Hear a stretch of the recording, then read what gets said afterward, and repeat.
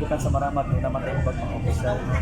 Alongside with partnership sa Sangguniang Bayan, sa panikamot sa atong department heads, ug labaw sa tanang suporta sa katawhan no. Very important kay ang lungsod nato kung unsa man itong programa kung wala diha ang pagsuporta sa katawhan, so dako gyud kabahin no ang katawhan pod mao nang nahimong successful pod ang atong mga paningkamot diha sa atong lungsod.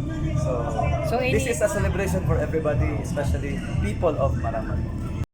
No, mas sila ga paningkamot man sila. Kapasalamat na pod ni nga among paningkamot kanang na notice no o nakit-an.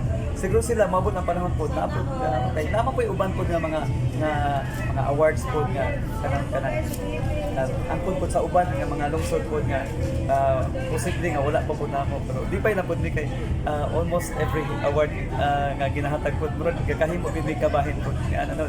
So dako kay nga butang lagi kanang encouragement no nato nga ang gobyerno man gud dili lang na siya kanang mga tao nga naa diha kawali sa gobyerno, lakip kita katawhan ana.